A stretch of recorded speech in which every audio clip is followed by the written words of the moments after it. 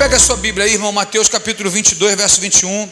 Eu, vendo que todos são cristãos aqui, a mensagem não seria muito assim propícia, muito comum uma mensagem dessa aqui no dia de domingo, mas como a gente tem dificuldade de marcar um dia para falar sobre essas coisas, na escola dominical, um culto doutrinário, hoje eu vou trazer essa mensagem aqui sobre dízimos, ofertas, votos, no Antigo Testamento, antes da lei, na segunda lei, no Novo Testamento, com texto, com contexto.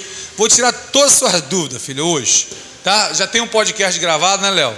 Se ficar bom usar o som, nós vamos gravar hoje aqui também, e eu estou dando aula lá na Inserp, e foi muito bom, né, um pastor falar sobre isso aqui. Eu não tenho problema de falar na nossa igreja, mas tem muitos pastores que têm dificuldade de falar na sua igreja sobre isso, e aí nós vamos entender o porquê aqui.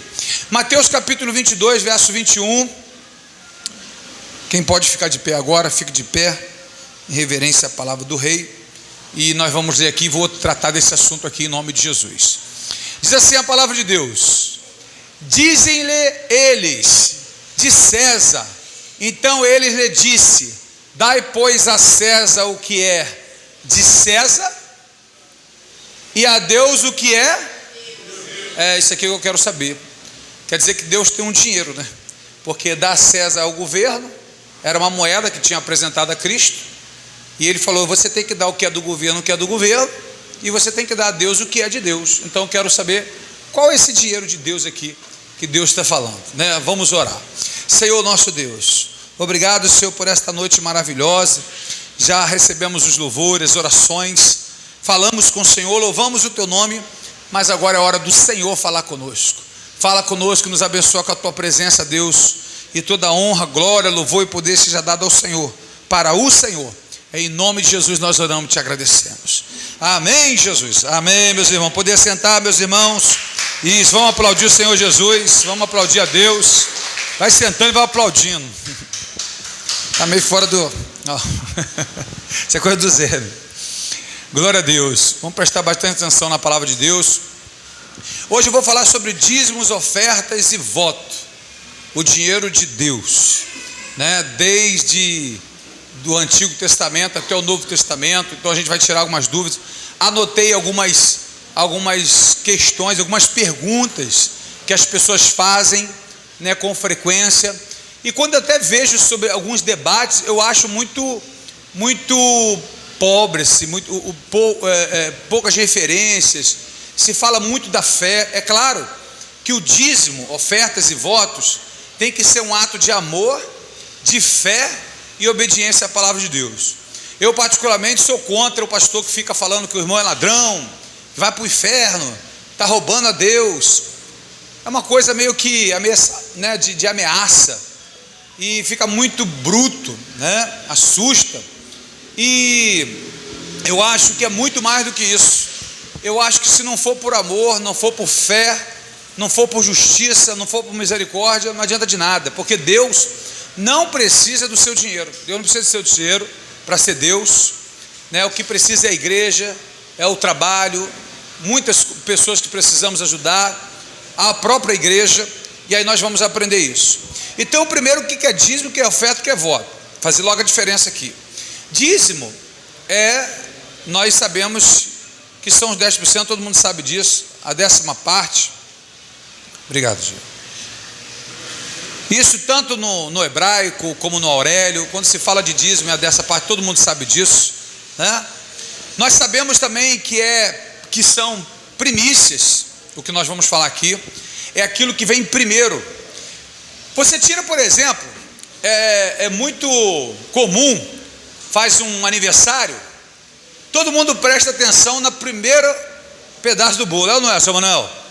O primeiro pedaço do bolo sempre tem aquela brincadeira assim: para quem vai ser o primeiro pedaço? Porque para quem vai ser o primeiro pedaço?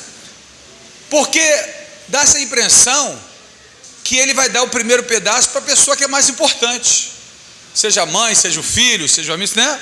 Fica sempre que o primeiro pedaço, porque é verdade, já traz essa impressão. Quando nós temos um dinheiro que achamos que não tivemos condições de dar dízimo, na realidade nós temos que ser sinceros conosco. Nós não demos prioridade, correto? Não é sobra, dízimo não é sobra. é primícia, é aquilo que vem primeiro. Isso é para quem crê na palavra. Sempre foi assim com o povo de Deus. Quando não se tinha dinheiro, e nós vamos falar sobre isso aqui também, dava-se no alimento, dava em animais, né, os frutos, tudo isso. Então vamos aqui. Quando eu uso Mateus capítulo 22, verso 21, ele falando sobre o dinheiro de Deus e o dinheiro do governo, é isso que eu quero saber aqui. Dai a César o que é de César e dai a Deus o que é de Deus. Por que e para que servia os dízimos? Para que eram os dízimos? Como é que foi criado o dízimo? Nós já sabemos que dízimo veio até antes da lei. Abraão deu o dízimo de tudo, nós vamos falar aqui também. Mas chegando aqui do dízimo, adiantando um pouquinho, Deus separa as tribos, os 12 filhos de Israel.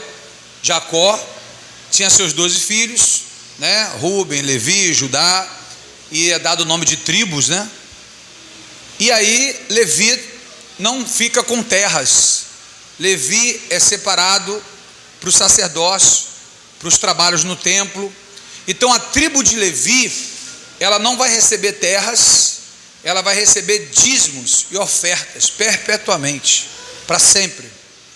Eles vão ser separados para cuidar da casa de Deus, e os dízimos era levado à casa do tesouro, e ali se mantia tanto os sacerdotes, porque levita, hoje nós falamos de louvor, mas levita não é só o que toca não, levita é todo aquele que trabalha na casa de Deus, é um levita, seja operador da mesa de som, seja um zelador, seja o tesoureiro, seja o secretário, seja o pastor, sejam os músicos. Essas pessoas eram a tribo de Levi, responsáveis justamente para manter a casa do Senhor. Também era para ajudar os necessitados, as viúvas, os pobres, né? Errado a igreja ter uma condição e pessoas passando necessidade dentro da própria igreja, né? Pastores ricos e pessoas passando necessidade, errado, porque era justamente para essas coisas, para ajudar o necessitado. E o dízimo, as ofertas eram levadas para o templo, e era o sumo sacerdote, né, que fazia essa administração. Então as ofertas são três pelo menos mais conhecidas, as mais conhecidas. A oferta voluntária, que é aquela oferta que você pode fazer o que você quiser com aquela oferta. Você pode dar ao pobre, você pode ajudar uma pessoa, você pode dar um presente, você pode fazer o que você quiser. É uma oferta voluntária, é a sua oferta, você vai fazer o que quiser.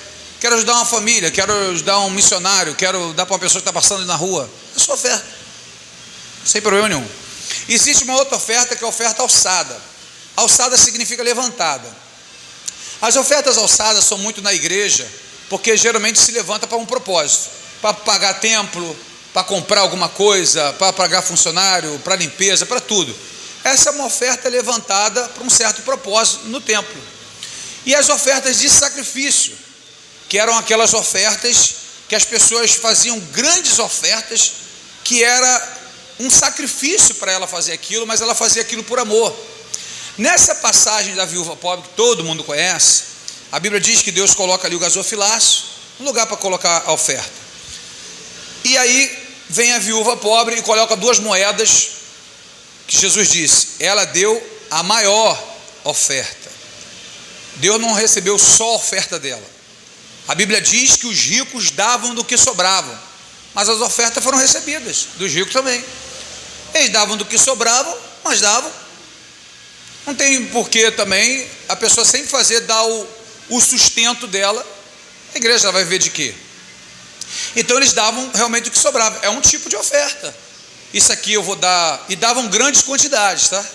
A Bíblia diz que eles davam grandes quantidades, mas é do que sobrava. Então o camarada dava 50 mil, mas o camarada ganha 1 milhão por mês. Então para ele não é nada, não faz diferença.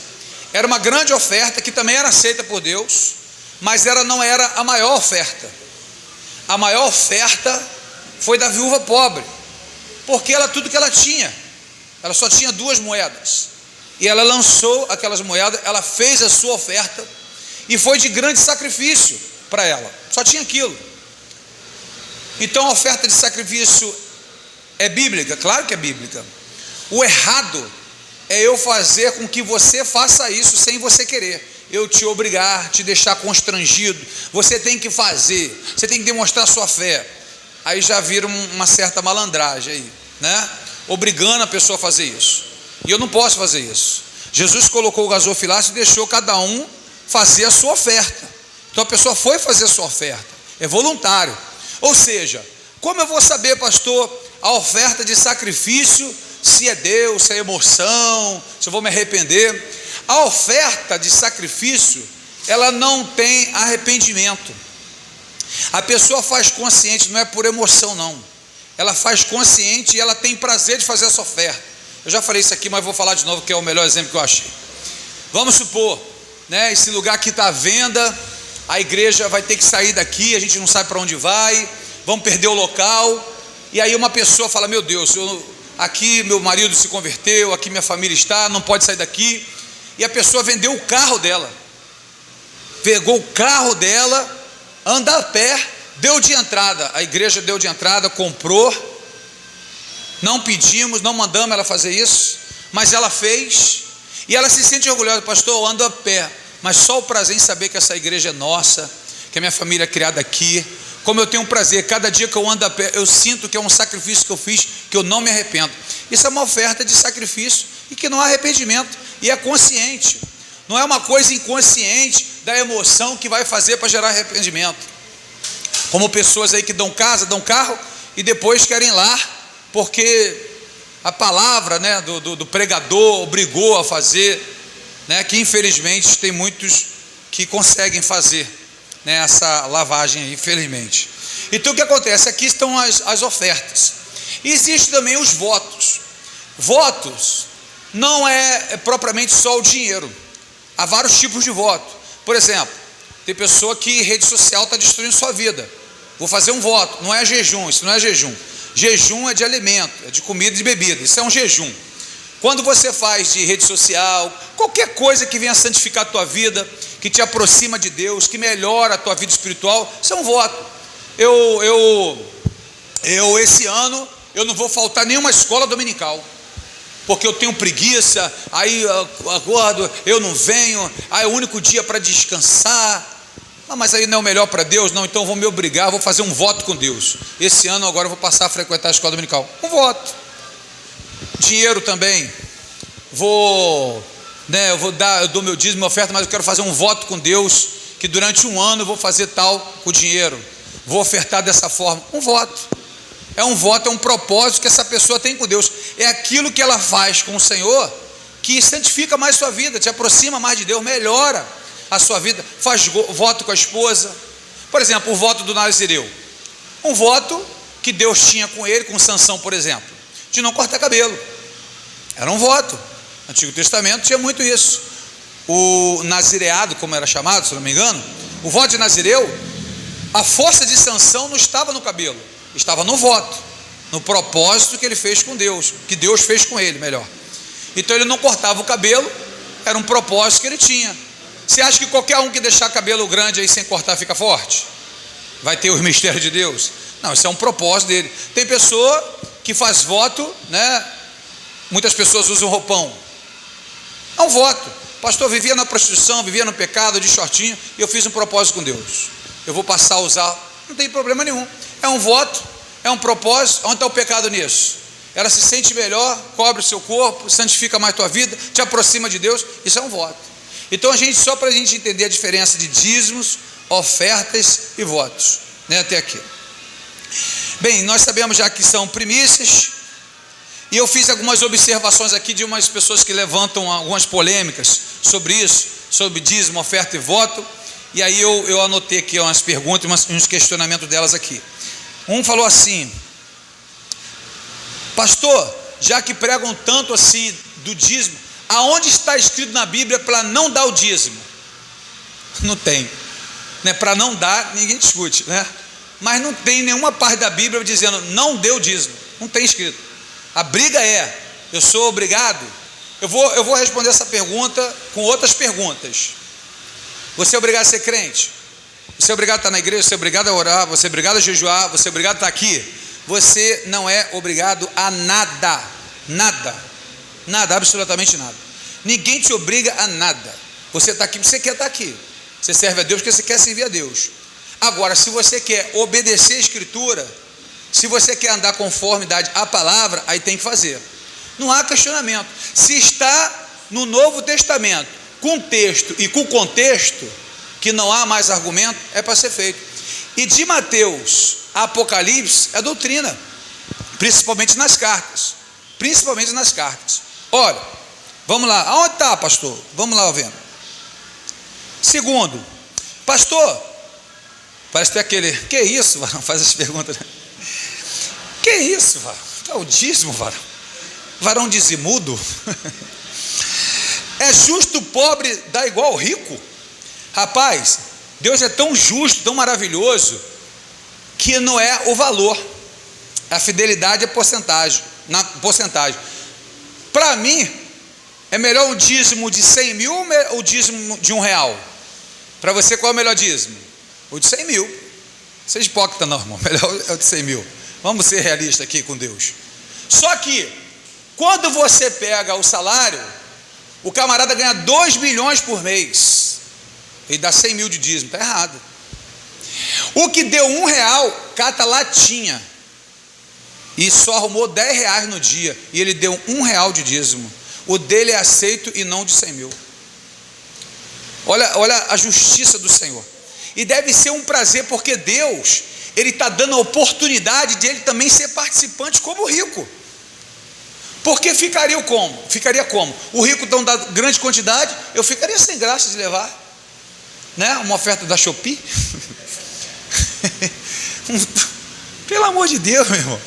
É lógico, poxa, o camarada deu um Rolex, você vem com aquele Shopee, 40 merreca, meu Deus do céu, estou até com vergonha, vou dar isso, o senhor nem vai receber isso, né? E não está na quantidade, está na fidelidade, está realmente na sinceridade com Deus. Olha como Deus é justo, recebe da mesma forma. O camarada recebeu R$1 durante o dia, ele dá 10 centavos, ele é justificado diante de Deus. Irmãos, e ser dizimista, ofertante, deixa eu te falar uma coisa, não quer dizer que vai ser rico não quer dizer que vai ter um montão de dinheiro não. Viver bem é viver em paz, é ter equilíbrio e saber que tudo vai terminar bem, e você vive em paz com Deus. Eu já falei aqui, já fiz esse exemplo, vou repetir. Quando eu tinha o golzinho velho, né? Vou deixar gravado aqui. Tinha um golzinho velho, sempre fui dizimista, ofertante. E aí eu tinha um golzinho velho, vou começar a juntar dinheiro para comprar um carro melhor.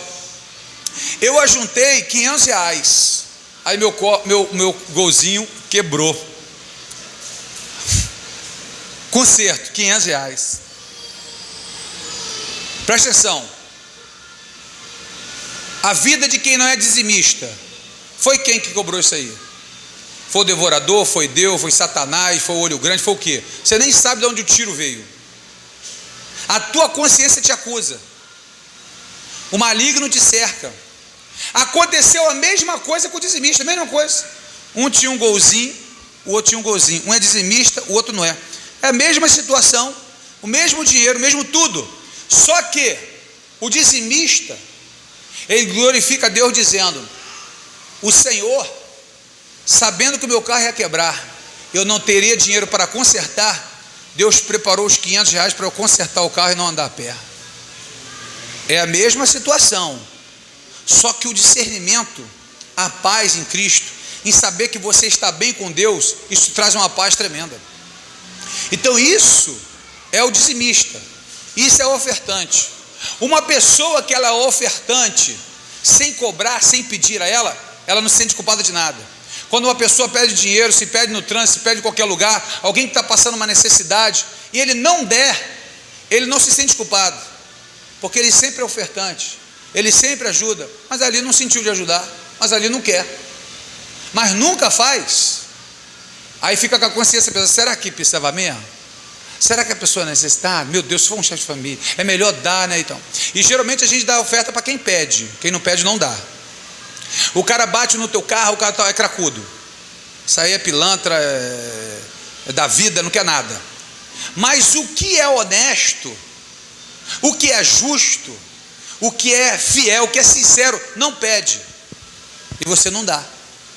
Você não vai lá procurar saber o que está precisando, o que está acontecendo, vê um catador de lixo, ou seja lá o que for, aí está a esposa, está a criança, está trabalhando, não pede nada, eles não pedem, porque estão trabalhando. Era hora de a gente parar e falar: opa, eu quero ofertar aqui, para que quando outros pedirem, eu não ficar com a consciência pesada. E ali vai ser voluntário, não te pediu nada. Se é 10, se é 5, se é 50, se é o que for, se é oferta ali, você fica em paz. Para todos que você disser não, você fica em paz por aquilo ali, porque isso é voluntário. É o ato de amor, é o ato de fé e obediência à palavra de Deus. Não pode ser por constrangimento, não pode ser porque está te obrigando a fazer. Uma outra aqui. Já reparou quais as pessoas que vão para a televisão ou lutam contra o dízimo, com a oferta? Já reparou as pessoas?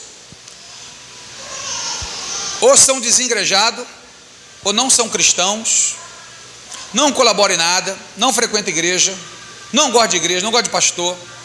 E aí você vê que se a igreja não entrar dízimo e oferta, fecha. E para um mondão vai ser uma comemoração tremenda. Você imagina quantas pessoas são alcançadas pela televisão, pela rádio, pela rede social, porque tem dizimista, tem ofertante ali. Quantas pessoas foram curadas? Quantas pessoas foram salvas? É o dinheiro que vai fazer toda essa diferença?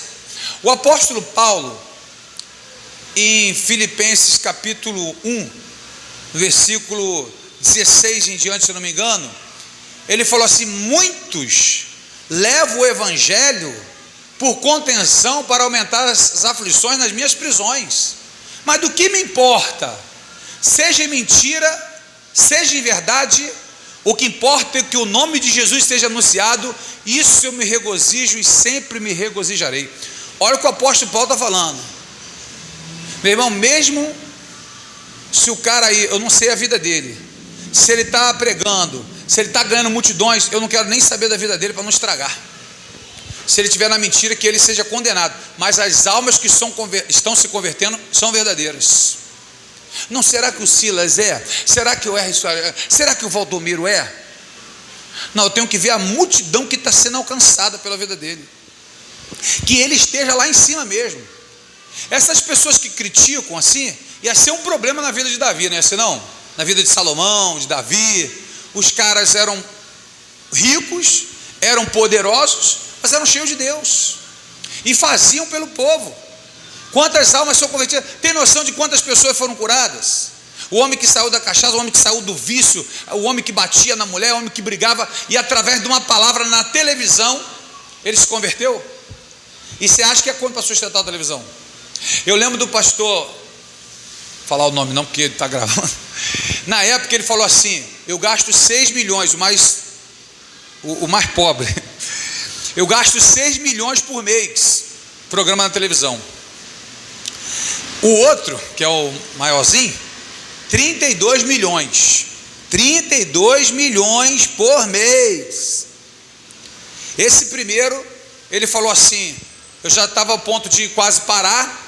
Aí eu lembro de uma pregação, chegou um milionário e falou assim: rapaz, eu louvo a Deus pela tua pregação, meu filho era na droga, na prostituição, tudo perturbação, acabava com a minha empresa. Rapaz, ele ouviu você pregando, o cara chorando em casa lá, igual criança, se converteu. Aí eu fui também, me converti também. Eu vim aqui contar para você que você é uma bênção na nossa vida. E esse trabalho de televisão aí não pode parar. Alcançou assim minha família, chorando e tal. E ele falou assim: quanto você gasta? Ele falou 6 milhões. Ele falou assim: mas às vezes não entra, é maior complicação, parcela. Olha o que o milionário falou: você vai pedir as ofertas, votos, sei lá o que você for fazer, mas o que faltar eu completo. Você pediu, entrou só um, eu vou entrar com 5 por mês.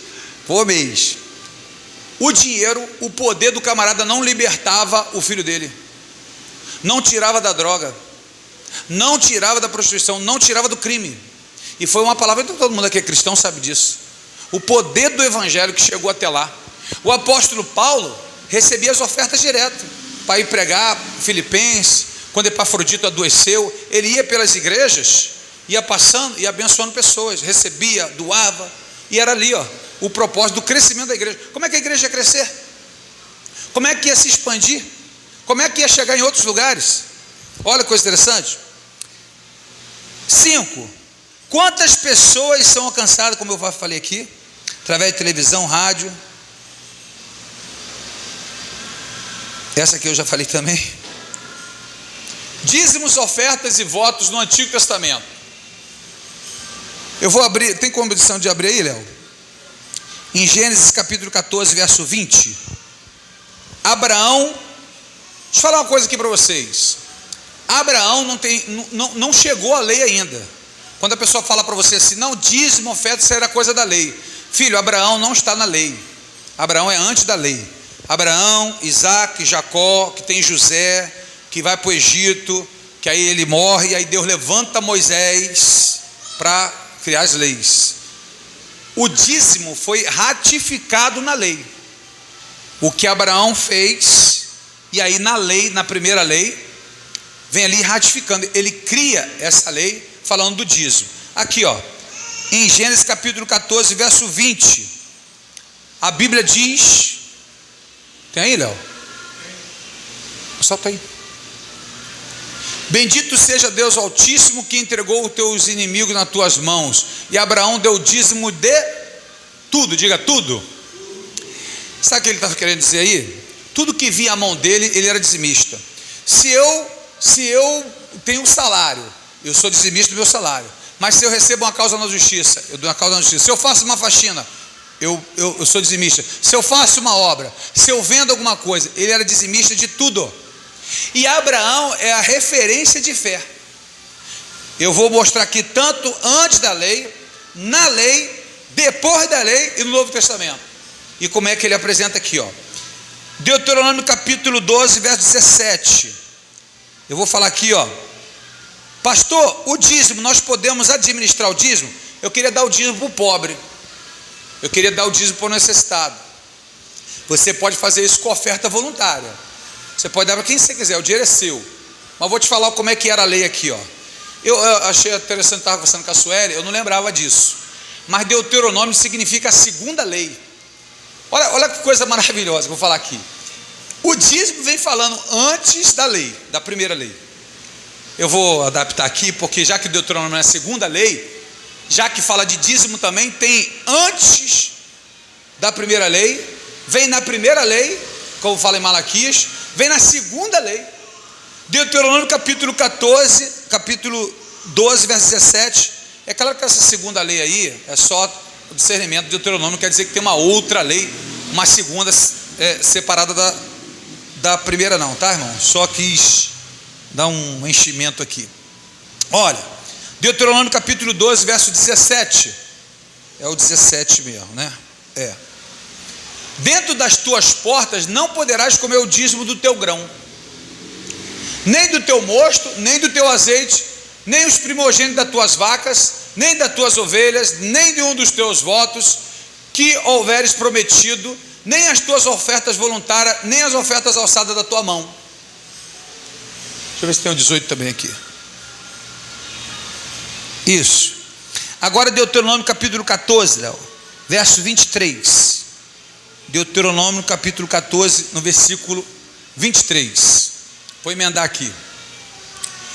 E perante o Senhor teu Deus, no lugar que escolher para ali fazer habitar o seu nome, comerás o dízimo do teu grão, do teu mosto e do teu azeite, e dos primogênitos das tuas vacas, das tuas ovelhas, para que aprendas a temer ao Senhor teu Deus todos os dias. Versículo 24. E quando o caminho te for tão comprido que não possas levar, porque aí tinha um problema. Aqui nem todo mundo era com dinheiro. Homem do campo, né? As ovelhas, frutas, legumes. Como é que faz? Como é que dá o dízimo disso? Então que teve 100 laranjas, nasceu 10 bezerros, o que eu faço? Nasceu 10 bezerros, você pega você pega as laranjas, você vende, e esse dinheiro você vai levar nesse lugar, já que o lugar também era longe, porque tinha que levar no templo, tinha que ser no lugar que o Senhor escolheu. Lembra de Malaquias capítulo 3, verso 10? Trazei todos os dízimos à casa do tesouro. Tem um lugar específico para levar.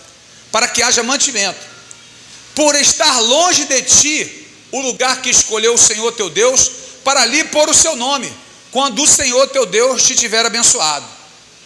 Isso aqui é muito interessante, porque hoje já mudou um pouco mais. Hoje as pessoas têm a dificuldade de trazer o dinheiro. Você vai trazer um dízimo, uma oferta, sacar no banco, a saidinha de banco, né? Você vai lá pegar dízimo, oferta. Hoje é muito mais fácil fazer o quê? Fazer o Pix, pagar numa máquina, máquina na igreja. E onde está escrito isso? Que não pode máquina. E aí vai trazer ovelha aqui, então vai trazer boi. Pastor, é só de dinheiro? Filho, tudo que vai entrar na sua casa, você vai comprar, vai passar pelo dinheiro. Mas se você não tiver o dinheiro, for tudo em alimento ou bem, você faça da forma diferente. É assim que eles faziam. Se eu não tenho como levar, eu vendo e pego o dinheiro. Se hoje a gente tem uma dificuldade de entregar um dízimo, uma oferta, seja no dinheiro, faz de outra forma, facilitando para a pessoa, para ela ser dizimista. Irmãos, era um prazer para o povo de Deus ofertar na casa de Deus. Chegava a ponto, presta atenção aqui, chegava a ponto de Moisés mandar parar. Para de trazer oferta para dízimo, para com isso, já está lotado, já está cheio, não precisa mais. Não, mas nós queremos abençoar, nós entendemos isso.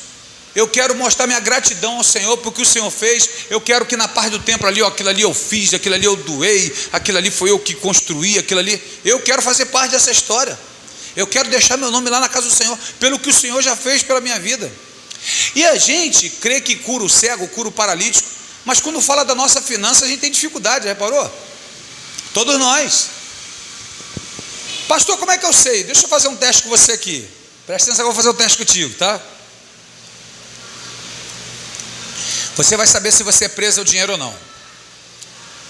Se Deus te der duas opções, como ele falou em Deuteronômio capítulo 30, 19, ele disse assim para o povo dele: hoje eu tomo céus e terra por testemunha de vós, que coloquei os dois caminhos, o caminho da bênção, o caminho da maldição, o caminho da vida e o caminho da morte. Eu te aconselho que tu sigas o caminho da vida, para que viva tu e toda a tua descendência. Então Deus sempre coloca duas opções e deixa o homem fazer a escolha. Pessoas vão ser salvas, pessoas vão ser condenadas. A Bíblia diz, Paulo escreveu a Timóteo, dizendo que Deus gostaria que toda a humanidade fosse salva. Por que a humanidade vai ser salva? Porque o homem faz suas escolhas e tem que saber se ele está dentro do plano de salvação, se ele andou na fé e na obediência à palavra. Salvação é para quem tem fé e obedece a palavra, correto? Então aqui, olha aqui a situação que nós falamos aqui da dificuldade de levar lá. Como é que eu sei, pastor, se eu estou preso ou não? Se ele fizesse te desse duas opções assim: você escolhe viver cheio de Deus, Deus cuidando da sua vida, providenciando tudo. O que te traz mais paz, que te traz mais segurança? Mas sem dinheiro. Você vai ter Deus, mas você não vai ter dinheiro. Ou você prefere ter muito dinheiro, tu não vai passar problema nenhum, dificuldade nenhuma financeira, mas Deus também não vai ser mais contigo. Não precisa responder para mim, você responde para você. Você não precisa responder para mim. O que te traz mais paz? Se você tivesse que fazer essa escolha, eu escolho ficar com dinheiro e não ter dívida nunca, tudo pago, está tudo certinho, isso me traz uma paz tremenda, mas sem Deus. Ou você preferiria ter Deus, mas não teria o dinheiro, e Deus teria que você viver da fé o tempo inteiro, ser o provedor de tudo? Responde para você aí. Olha, lugar certo para entregar o dízimo, como nós falamos aqui em 14, 23 e 24, o lugar que o Senhor escolher.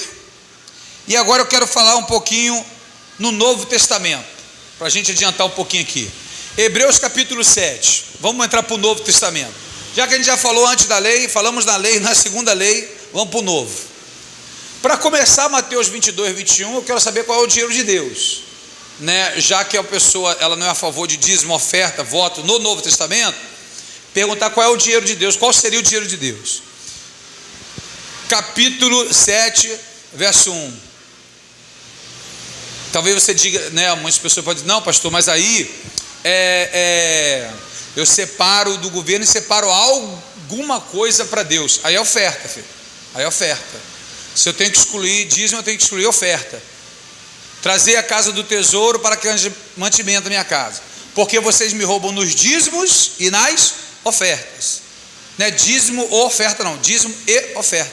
Então se eu tenho que excluir o dízimo, eu tenho que excluir a oferta também, né? Não tem um discernimento assim, não, mas aí o dinheiro de Deus é aquele que eu separo para dar a Deus. Isso é uma oferta, né? Então vamos lá.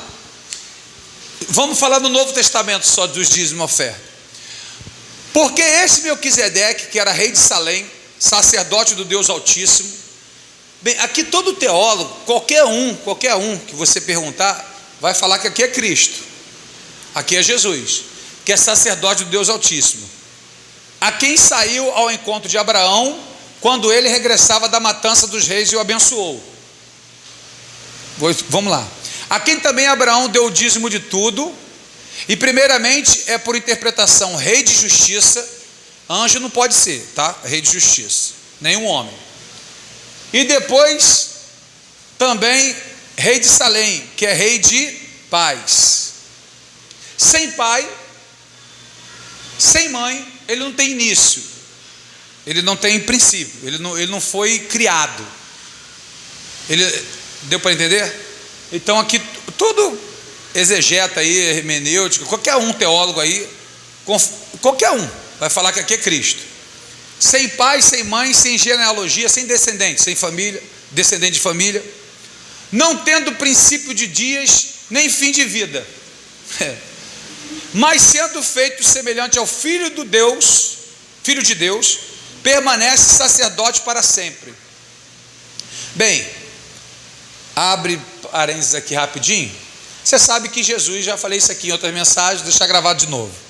Cristo, para ele ser o sacerdote da igreja, é um dos motivos que Jesus começa o seu ministério com 30 anos de idade, porque na lei, um sacerdote não pode ter menos de 30 anos de idade. Então Jesus não vai começar com 29, com 28, com 27, com 15. Jesus, se ele quer ser o sacerdote, ele é o sacerdote da igreja, e está na lei que um sacerdote não pode ter menos de 30 anos de idade, Jesus não pode começar seu ministério com menos de 30 anos de idade, porque de 17 aos 29 anos de idade é um jovem. Isso a própria psicologia aí reconhece, que a fase adulta só começa aos 30.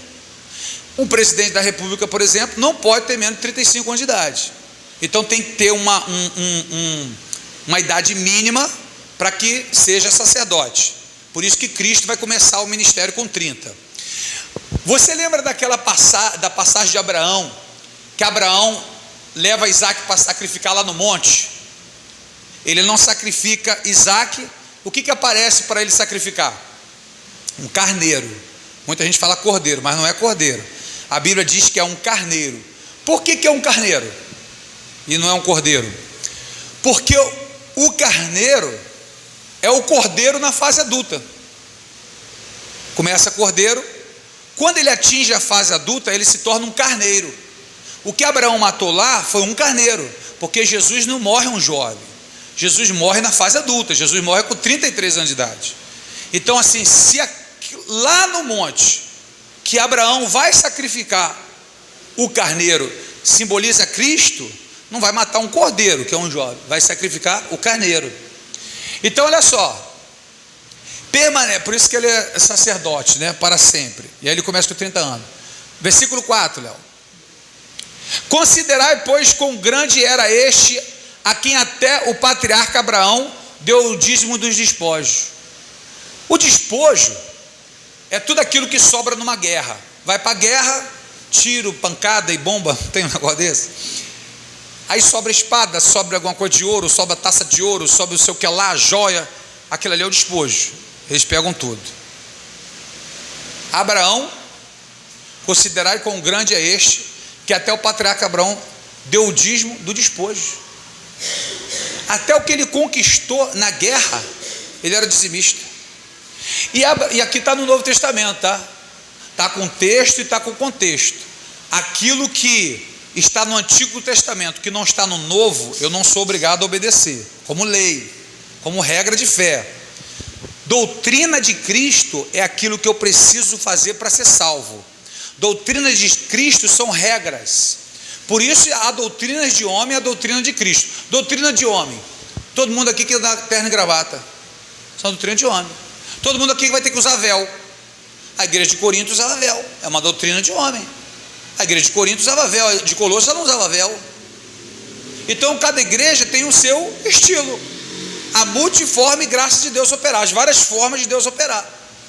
O irmãozinho anda de roupão, a irmã de roupão, o irmão de terno e gravata, mas não é um homem de Deus. Ele não é cristão, ele não é de Cristo.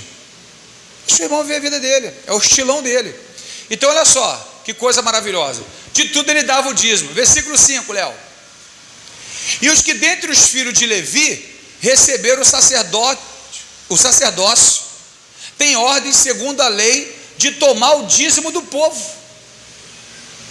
Está pegando do antigo, trazendo para o novo, tá? Levi, tribo de Levi, os levitas, o que vão ser sustentado pelos dízimos e ofertas são todos aqueles que trabalharem diretamente para o Senhor, seja na pregação, seja no louvor, seja o que for. É por isso que Paulo falou aos Gálatas no capítulo 6, verso 6: aquele que tem os seus bens, nos seus bens, instrui e reparte dos seus bens com aquele que o instrui. Ou seja, o líder, Paulo falou que deveria ser sustentado para que justamente isso não acabasse. Está em Gálatas 6, depois a gente abre lá. Aqui, ó, vamos para o texto, para o contexto de novo. Está pegando lá do antigo, está trazendo para o novo. E Abraão é o pai na fé, hein? É o pai da fé, é a referência de fé é Abraão. Segundo a lei de tomar o dízimo do povo, isto é, de seus irmãos, porque são 12 tribos, são 12 grupos, mas Levi é separado, vai viver só de dízimos e ofertas, que tenham saído dos lombos de Abraão. Versículo 6, continua, Léo. Mas aquele cuja genealogia não é contada entre eles, tomou o dízimo de Abraão e abençoou o que tinha as promessas. Deixa eu te falar onde aconteceu isso aqui. Uma certa vez cercaram Jesus, e aí o Senhor está operando milagre, está fazendo maravilha, tal, mas eu quero ser franco para o Senhor, hein? Nosso pai na fé aqui é Abraão, referência assim, ó, Abraão.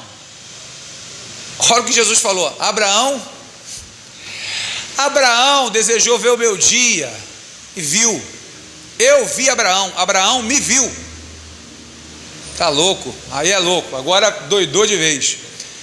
Aí olha o que eles falaram: o senhor não tem 50 anos de idade, o senhor viu Abraão? Vi, eu estive face a face com Abraão. Aí, filho, Abraão dá um dízimo a Cristo. Qual é o mistério disso? Não, vamos tentar passar, que é só lá no antigo, vamos tentar empurrar para frente. Aí eu queria ouvir de Jesus, pastor, de Jesus falar isso assim, aí eu acho que vai amolecer meu coração. Ó, versículo 7. Ora, sem contradição alguma, o menor é abençoado pelo maior, né? Deixa eu botar outra aqui para a gente adiantar. Aí tem o Gálatas capítulo, bota o Gálatas 6, Léo, rapidinho, que a gente já está partindo aqui para um final. Gálatas capítulo 6, verso 6, oferta, dízimo, oferta e voto. Aqui é só oferta agora. E o que é instruído na palavra, reparta de todos os seus bens com aquele que o instrui. O apóstolo Paulo teve a visão seguinte: irmãos, se você deixar arrebentar o professor, tu não vai ter mais aula. Desmotiva um professor, que você não tem aula. Você vai aprender aonde? E ele está falando aqui na vida espiritual. Arrebenta um líder, arrebenta um pastor, e você vai ver como é que fica a igreja. Então esse camarada precisa ser sustentado. E Paulo era sustentado pelas igrejas. Mandava oferta, ele mandava para Macedônia, mandava para a Judéia. Vamos abrir lá, rapidinho, Léo. Aqui, ó. Segunda carta de Paulo aos Coríntios, capítulo 8, versículo 1. Rapidinho, ao 5. Presta atenção aqui, você vai aprender a ofertar agora. E prazer de ofertar é um dom, tá? Generosidade é um dom. Está lá nas cartas de Paulo. Tem pessoas que têm prazer em abençoar, têm prazer em ofertar, seja mão de obra, seja dinheiro, seja o que for. É o camarada trabalhar com prazer na casa de Deus, sabe? O camarada tem prazer de limpar, tem prazer de fazer a obra, tem prazer de ofertar. Isso é graça. E quem é o maior interessado em destruir a igreja? Quem é o maior interessado em acabar com o templo?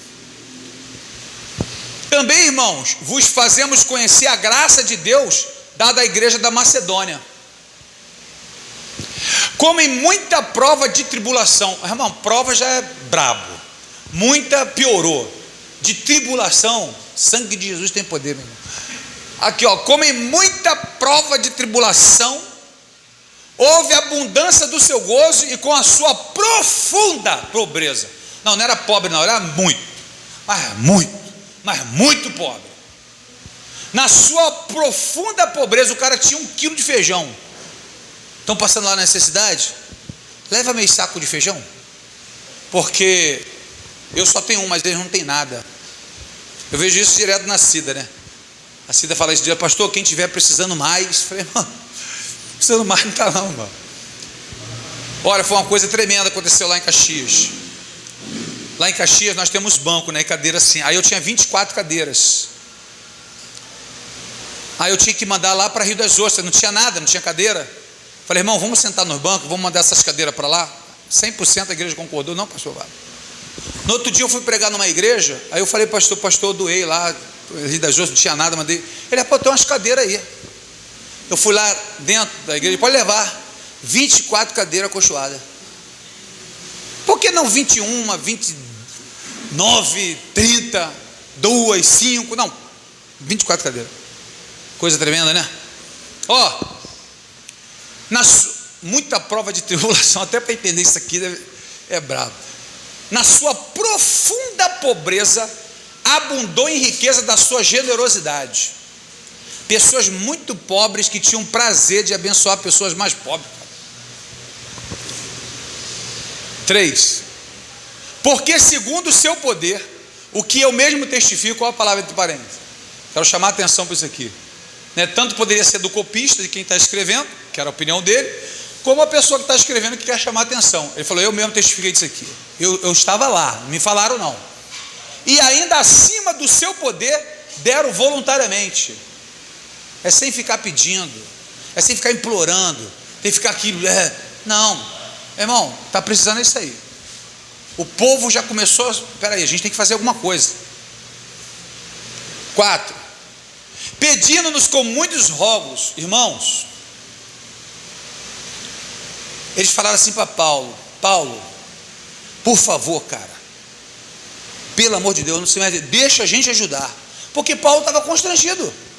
Gente, vocês estão muito pobres, como é que vocês vão ajudar pessoas? Tem muita gente aí que pode ajudar, vocês tem mal para vocês. Nós estamos suplicando, Paulo, nós te pedimos, pelo amor de Deus, por favor, deixa a gente ajudar. Eles estão querendo dizer assim, eu entendo a visão do reino, eu sei o que é reino. Olha o que eles falaram, presta atenção, que aceitássemos a graça e a comunicação deste serviço que se fazia para com os santos. E não somente fizeram como nós esperávamos, mas a si mesmos se deram primeiro ao Senhor e depois a nós pela vontade de Deus. É como se eles falassem assim, Paulo, pastor, eu não estou fazendo só pelo senhor não. Quando você oferta, quando você é dizimista, quando você faz voto, primeiro é com Deus, segundo é com você, terceiro com a igreja, quarto pode abençoar o pastor, der condições. E é isso que ele está falando. Primeiramente se faz para Deus, primeiro é para o Senhor, porque é um propósito seu com o próprio Deus. Olha que coisa interessante, vamos até no versículo 5, Léo. Tá bom. Ofertas voluntárias e alçadas. Aí, mas pastor, falou de Abraão, pareceu Jesus, mas eu não vi Jesus falando. Quero ver Jesus falando. Mateus 23, verso 23. Viu o que Jesus falou? Mateus capítulo 23, verso 23. Mateus 23, 23. Descongela, vaso. Eita glória. Jesus falando: ai de vós, escribas e fariseus hipócritas. O fariseu era dizimista. O saduceu, o fariseu, os judeus todos são dizimistas. Eles acreditam muito em viver bem, em paz. E prosperidade é viver bem com aquilo que tiver. Tem gente rica que está dando tiro na cabeça e vivendo deprimido. E tem gente que vive mais ou menos e vive feliz. Então, se você consegue viver muito feliz com muito, que Deus te dê muito. Porque tem gente que teve muito e se perdeu. Então, a prosperidade é a pessoa que tem muito, mas a prioridade dele nunca deixa de ser Deus. Esse é o próspero. O rico é aquele que tem a riqueza como prioridade. Ele tem o dinheiro e está feliz. Se ele não tem dinheiro, ele dá coice nos outros, vive mal, né? Vive depressivo porque faltou o dinheiro. E às vezes é cheio de Deus. Porque se o apóstolo Paulo, você visse o apóstolo Paulo como ele anda aqui hoje, você pensaria que ele é um andarilho. O apóstolo Paulo só dava com a roupa do corpo. Ele escreveu a carta aos Coríntios falando: irmãos, até o presente momento estou passando fome, estou passando sede, estou nu, a roupa só do corpo, não é sem roupa não, estou nu, eu não tenho um armário, não tenho, eu estou sendo considerado aqui o lixo do mundo, e vocês são considerados grandes. E apóstolo Paulo foi por opção, tá? Era família rica, nobre, formada em Tarso, cidadão, tinha título romano, família bem sucedida, fariseu. É qualquer um que estuda para ser fariseu não. Ai de vós, escribas, fariseus hipócritas, pois que dizimais da hortelã, do endro e do cominho, que é a questão do homem do campo, onde tinha os alimentos, e desprezais o mais importante da lei. Ele está mandando aqui não dar dízimo. O que é mais importante? O juízo, a misericórdia e a fé. Presta atenção no que ele vai falar aqui agora. Deveis, porém, fazer que coisa? Aqui, ó, dá o dízimo. Deveis, porém, fazer essas coisas, mas, entretanto, contudo, todavia, lembra? Deveis, porém, fazer essas coisas e não omitir aquelas. É omitir o que? A fé, a misericórdia, é a fé ou é a lei? Ou é o dízimo? Interpreta aqui. Você tem que dar um e não omitir o outro. Seja do dízimo, do alimento, seja o que você quiser interpretar, os dois você tem que fazer. Agora, o que Cristo pede, ordena a igreja, é isso aqui, ó. Não faça por fé, não faça sem juízo e não faça sem misericórdia. Se for para ficar dízimo, dar oferta, ficar chorando, lamentando, né, não faça, não faça. Deus não precisa do seu dinheiro. Quem precisa do seu dinheiro? Os seus impostos, a igreja, nós precisamos para fazer as coisas. Deus não precisa do seu dinheiro, até porque o 100% do seu dinheiro foi Ele que deu. Tem que ser um privilégio para você dar 10% e falar assim: Senhor, eu estou te dando a primeira parte, a melhor parte, porque tudo que eu tenho foi o Senhor que me concedeu. E o Senhor pede tão pouco, só a primeira fatia do bolo. Deus não pediu o bolo todo, só o primeiro pedaço. Corta o bolo em 10 aí, por honra.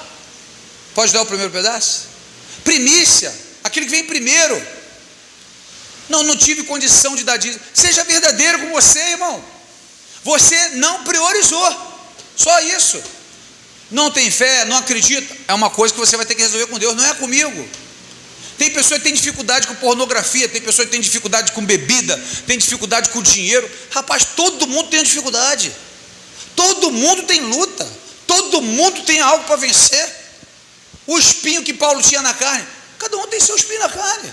Qual é o seu? E o que tem feito para mudar isso? E aí as pessoas hoje querem pregar contra dízimo, contra oferta, quer tirar a pessoa da igreja.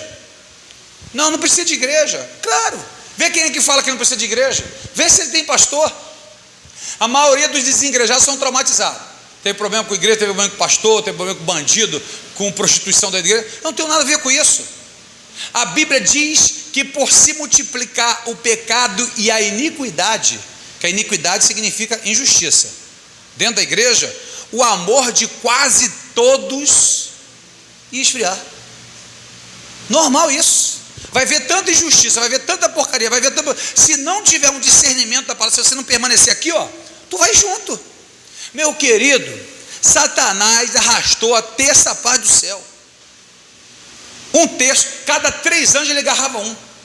Cada 3 ele pegava um. O cara é brabo, bom de palavra, bom de argumento. Só quem pode vencer é o Espírito Santo. Só quem pode vencer é o Senhor. Por isso a revolta de Satanás. Ele olha para a prostituição, está lá. Ele olha para ali no meio da política, está lá. Ele vai no meio da confusão, está lá. Mas quando ele olha para a igreja, ele vê alguém que é infinitamente mais poderoso do que ele. E Jesus falou em Mateus 16, 18: Pedro, sobre ti levantarei pedras, a qual a potestade do inferno não prevalecerá contra ela. A minha igreja. A minha igreja. João capítulo 5. A gente vai partir para um término aqui. E aí os camaradas agora fazem grupo, aí fazem bandas. Ó, a igreja somos nós. Ó, a igreja somos nós. Cadê a comunhão? Batismo nas águas. Não quer ser liderado por um pastor. Por que Deus faz a comparação de pastor com ovelha? Pastor, a ovelha não enxerga direito, não ouve direito. E ovelha sem pastor, filho, se perde. Por isso que os pastores vão ter que dar conta das ovelhas. Se tem mercenário, não tem mercenário, isso é bíblico. Que joio e trigo vai crescer junto. Fica olhando para o joio que tu vai junto. Pedro falou na sua carta: muitos vão escandalizar o caminho do evangelho, vão fazer da casa do Senhor negócios com palavras fingidas, mas a sua sentença não passará, não demorará para vir o seu julgamento. Vai pagar, todos vão pagar. Nós estamos chegando perto do arrebatamento. Como é que você acha que vai ficar? A Europa, os pastores ficam falando que é só misericórdia. As igrejas, um montão fecharam. Pastor, o diácono Carlos agora foi lá para a Europa. Pastor, uma igreja, uma vez por mês, 1 horinha, nem fala direito, acabou. Cada um dentro da sua casa, você nem pode pregar. Tenta pregar. Bota uma caixinha de som lá e vai lá pregar você. Quando os americanos estiveram aqui, falando: pastor, eu vim lá da América, um americano, uma tradutora falando lá: pastor, ele está falando que lá está sinistro, estão indo pelas faculdades, estão pregando o ateísmo dentro da faculdade. Ele está falando aqui que entrar crente na igreja, na faculdade, lá nos Estados Unidos você entra, difícil é você sair crente. E ele é missionário, ele está falando aqui: eu tive que escolher cair para dentro da obra, para a evangelização. Missionários que estão lá em Caxias, dando óculos assim para as pessoas, em lugares carentes, e eles falando como é que estão lá. Eu tenho um amigo, o pastor Orestes, a família dele mora lá. Falou: pastor, a igreja aqui é 3 igrejas em uma, faz de manhã, de tarde, de noite, para dividir só aquele lugar ali, porque o pessoal nem, não quer ir mais para a igreja. Para a igreja para quê? Que para a igreja? Eu conheço, pode assistir pelo YouTube, vai perdendo a comunhão, vai esfriando, vai passando o tempo. E eu quero te lembrar que o momento mais difícil de ser cristão é quando tudo está muito bom. O crente tem essa mania, né? Quando a gente está num problema, que a gente está desempregado, que a gente está doente, que o médico fala: meu irmão, tu vai morrer. Meu irmão, nunca vi crente orar tanto e jejuar. Todos nós, isso aí é antigo, desde a igreja primitiva lá. A igreja ficava ali em Jerusalém, quando a chapa esquentou, quando veio a perseguição, tiro, pancada, chicote, todo mundo, ó, oração, jejum, busca. A maioria é isso. Por que você acha que a Bíblia diz bem-aventurados os pobres? Quem disse foi Jesus. Bem-aventurados os pobres, feliz é o pobre, porque dele é o reino de Deus. E reino de Deus não é comida nem bebida, paz, justiça e alegria no Espírito Santo. Olha o que Deus está falando de prioridade. O camarada quer buscar no dinheiro a paz, a justiça e a alegria no Espírito Santo. Cara, a gente tem que lutar, a gente tem que conquistar, tem que ter dinheiro, tenha casas, tenha carro, tenha tudo que você quiser, cara. Mas se isso dominar o teu coração, a Bíblia trata o dinheiro como um Deus, com letra minúscula, mas é mamon. Ou você domina ele, ou ele te domina. Ó, e Jesus, que ele está falando é para justamente não faça, não dê dízimo, oferta, voto sem fé, sem misericórdia, sem justiça. Não faça. Não vamos ficar aqui: ó, ladrão, ó, não faça. Ore a Deus, Peça discernimento, para que é, para que serve. A transparência, os escândalos, quem prega contra, quem é a favor. Já pensou se essa moda pegar no mundo todo? Ah, pastor, mas tem um pastor ali que é milionário, bilionário. Ele é milionário, bilionário? Quantas almas ele ganhou? Ah, sim, mas não justifica. Para a Bíblia justifica. Ele vai para o inferno e as 5.000 almas que ele ganhou vai para o céu. Tá bom não? Foi o que Paulo falou. Estão levando o evangelho de mentira, mas do que me importa? Seja mentira ou verdade, eu me alegro. Porque o camarada ora muito, jejum. Eu conheço gente assim. Ora muito, horas e horas e horas de oração. Jejum de ficar magro. Consagração, poder, glória para tudo que é lado. Mas é soberbo. É para encher a igreja, é para entrar muito dinheiro, é para entrar muito dízimo. Não é para a glória de Deus. Estou falando que todos são assim, não. Tem muito aí, eu creio que 99% seja de Deus. Mas 1% ali, eu conheço. Por pura vaidade. E nem quero saber. Quer um conselho do seu pastor? Quando você vê pregador assim na televisão, um milagre, maravilha, procura saber da vida dele não, irmão. Procura saber da vida dele não. Procura saber o que está sendo pregado. Faz igual os crentes de Bereia, em Atos 17. Anota, vê tudo, se ele está falando é verdade, procede. Amém. Vai que vai. Ele deve ser falso. O problema é dele se ele for. Pregou que é uma benção, cura, milagre, ganhou multidões. Quero nem saber o que está acontecendo na vida dele lá. Se ele não for verdadeiro, ele será condenado. Simples assim. Quem é você para julgar? Eu vou ser pastor, um pastor lá de Mago, aí passa assim, cai um montão de gente demoniada. Aquilo ali, tu faz melhor? Vai lá e faz tu.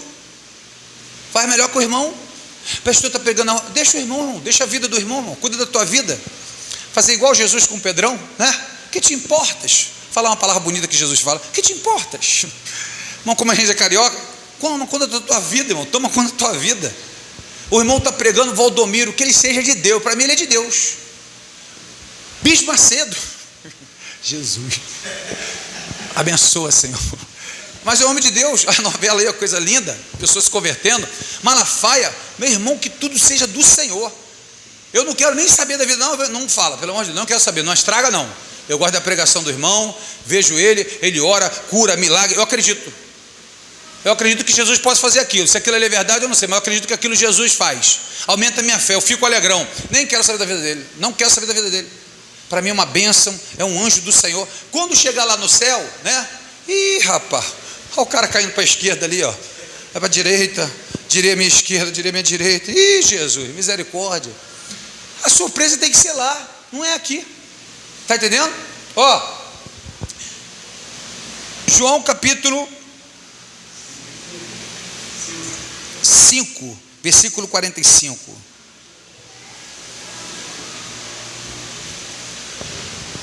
O pessoal que gosta muito de falar de Moisés, a lei.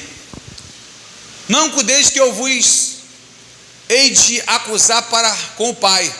Há quem vos acuse. Moisés, em que vos esperais. Porque se vós cresces em Moisés, cresce em mim, porque de mim escreveu ele. Ah, coisa linda. Eu gosto de Moisés. Moisés falou de mim. Coisa linda, meu irmão. Coisa maravilhosa. Ah, eu sirvo fulano, ciclano, tal. Todos vão dobrar perante o Senhor Jesus, receber o nome que está acima de todo nome. Coisa maravilhosa. 9:9, vou partir para um final aqui. Olha que coisa linda. Capítulo 9, Léo, de Coríntios, verso 9. Eu vou encerrar aqui. Coríntios capítulo 9, verso 9. É a primeira carta ou a segunda carta? Deixa eu ver se eu anotei aqui. Ih, rapaz, nem eu sei agora. Será a segunda? Será? Deve ser a segunda. Capítulo 9, verso 9. Solta aí, Léo. O 9 até o 11. Conforme está escrito, espalhou, deu aos pobres a sua justiça, permanece para sempre. Ora, aquele que dá a semente ao que semeia, também vos deu o pão para comer. O que deu a semente ao que semeia, Deus dá para você plantar. vos dê pão para comer e multiplique a vossa sementeira e aumente os frutos da vossa justiça, para que em tudo enriqueçais para toda a beneficência, a qual faz que por nós se deem graças a Deus. Isso aqui é tremendo. Eu quero encerrar com uma palavra que eu ouvi de um jovem passando assim, foi muito bacana, aquele coisa linda. O jovem passou e falou: fulano, gastando dinheiro com cachaça, no bar, com jogos, cara. Aí o rapaz botou o taco de sinuca assim e falou assim: o dinheiro é meu, eu gasto o que eu quiser. Aí eu falei: e agora? O dinheiro é meu, eu gasto o que eu quiser. Aí na hora veio o versículo assim: rapaz, os filhos das trevas são mais prudentes que o filho da luz. Prudência, saber agir, cautela, vamos pensar direitinho. Prudência, seja prudente. Os filhos das trevas são mais prudentes que o filho da luz.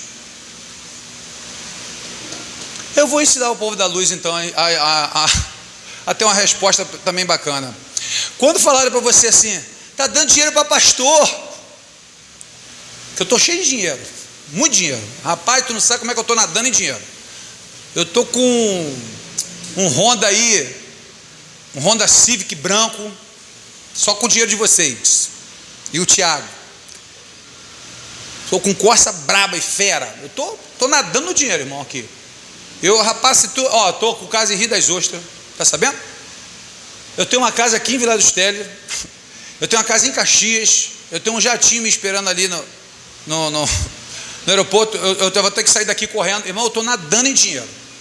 E eu gostaria muito que você me desse mais dinheiro, porque eu estou com tanto dinheiro, que eu não sei nem o que fazer com tanto dinheiro, sabe? Eu estou vindo de Uber, mas é porque eu estou com medo de sequestro, essas coisas, que a gente já aqui é perigoso, o bairro é perigoso, então eu estou nadando em dinheiro. E aí, eu gostaria que você também tivesse uma resposta bacana. Quando falar assim, você está dando dinheiro para pastor, está dando dinheiro para a igreja. O dinheiro é meu, eu dou para quem eu quiser. Só isso. Filho das trevas, mais prudente que filho da luz. Rapaz, mas como a gente está com dinheiro? Nadando em dinheiro.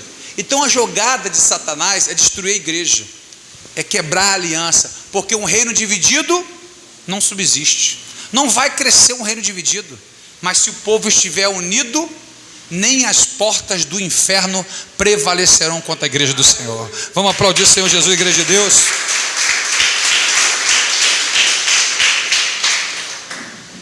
Quando alguém falar sobre dízimo, oferta e voto com você, manda esse vídeo para ele. Meu pastor pregou sobre isso aí, dízimo, oferta e voto. Manda para ele, e depois manda ele mandar para mim o questionamento dele, onde ele usou, até para eu entender, né, como é que faz para rasgar alguma parte da Bíblia, qualquer coisa. Então a gente vai encerrar. Amém, igreja de Deus? Os músicos estão aí para a gente encerrar?